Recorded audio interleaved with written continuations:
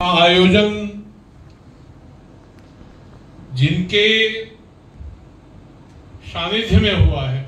सबसे पहले हम उन्हें बधाई देते हैं इस बात के लिए कि आपने, जहां ये स्थिति है कि तुम्हें गैरों से कब फुर्सत, हम अपने गम से कब खाली, चलो बस हो चुका मिलना, न हम खाली न तुम खाली। ऐसे में अपनी महान विभूतियों को अपने श्रद्धा सुमन अर्पित करने के लिए, अपनी श्रद्धांजलि अर्पित करने के लिए, उनके किए गए क्रियाकलापों से अवगत होने के लिए, और साथ साथ सबसे बड़ी चीज जो आपसी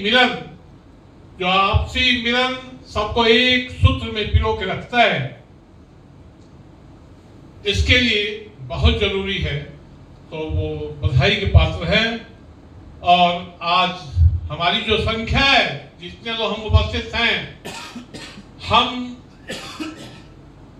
इतने ही प्रचुर हैं। एक जयंती और एक नया उत्साह, एक नया उमंग और नवयुवक वर्ग में एक नया जोश पैदा करने के लिए हमारे पूर्व वक्ता पांडे जी ने विमलानंद सरस्वती के बारे में या और कई महान विभूतियों के बारे में अपने ओजस्वी विचार को रखा, और इस तरह से उन्होंने जीवन चित्रण किया। ये सौभाग्य है कि पांडे जी उस आश्रम में रह के पढ़े, उनके अनुशासन से जानकारी हासिल की। लेकिन कुछ ऐसी विभूतियां हैं जिन्हें हमने देखा, और कुछ ऐसी विभूतियां हैं जिनके कृत्यों से आज हम उनको नमन करते हैं, याद करते हैं, या सिर्फ हम ही नहीं करते हैं बल्कि राष्ट्र, पूरा राष्ट्र ही उनकी विभूति का ऋणी है। मैं उत्तर प्रदेश के गाजीपुर डिस्ट्रिक्ट से मैं बिलोंग करता हूं, और ये सौभाग्य का विषय है कि मेरा ननिहाल गाजीपुर के पूर्वांचल में एक गांव है जोगा मुसाहिब। जोगा मुसाहिब जहां रुस्तमे हिंद, जहां हिंद केसरी मंगला राय, जो ने कुश्ती के क्षेत्र में एक अभूतपूर्व नाम रोशन किया, उनके सानिध्य में बचपन बिताने का अवसर मुझे प्राप्त हुआ है। मेरी प्रारंभिक शिक्षा वही हुई,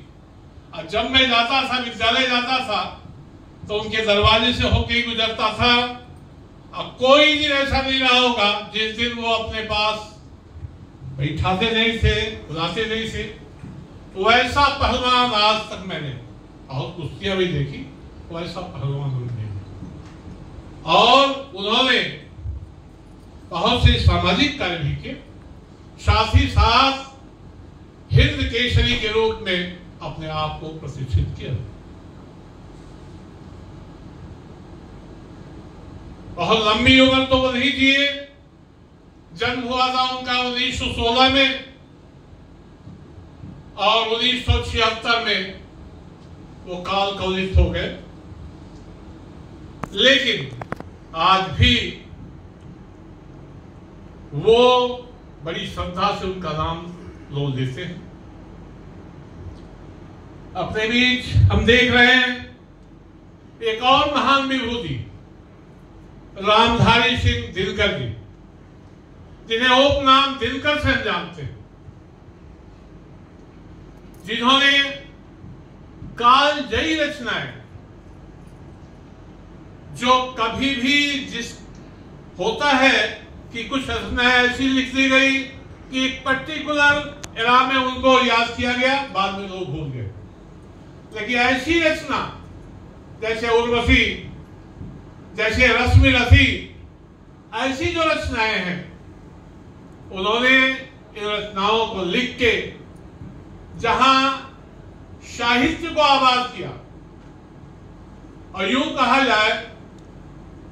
कि कविता करके तुलसी न रसे, कविता रसिपा तुलसी की कला।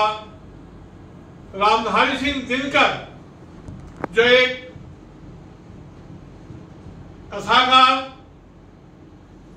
लेखक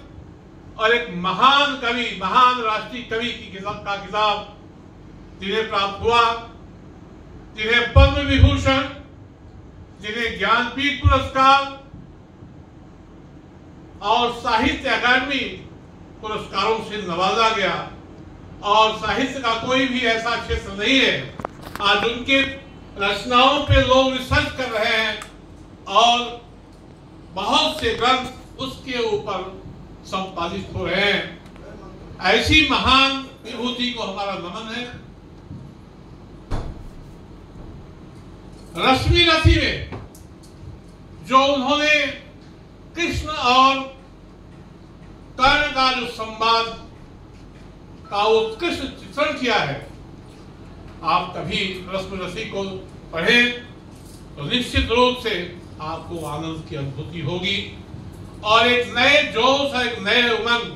जो आज राष्ट्र प्रेम धीरे धीरे आज जो देश को खंडित करने वाली जो शक्तियां बढ़ रही हैं, वो शक्तियां जिन्हें देश के बारे में, जिसने समाज के बारे में चिंता नहीं, जो अपने स्वार्थपरक विचारों से अलग थलग करके, अलग अलग गुटों में बंट के अपनी जिंदगी को जी रही, उनके लिए ये बहुत बड़ी नसीहत है। जिस तरह से उन्होंने वीर रस में अपनी रचनाओं को बहुत ही सारगर्भित तरीके से रखा है, निसंदेह अगर आप उसका रसास्वादन करेंगे तो ये हमारे लिए, हमारे समाज के लिए बहुत बड़ी उपलब्धि होगी। वो शख्स रामधारी सिंह दिनकर पैदा तो हुए सिमरिया में, लेकिन सिमरिया में पैदा होने वाला वो बालक, पटना के कॉलेज से ग्रेजुएशन करने वाला वो बालक, उसने पूरे भारत का भ्रमण किया, और सिर्फ उत्तर भारत ही नहीं, दक्षिण भारत में भी जो हिंदी प्रेमी है, जो साहित्य प्रेमी है, आज भी उनका गुणगान करते हैं। बहुत सारे वक्ता हैं, मैं अपनी वाणी को यही विराम दे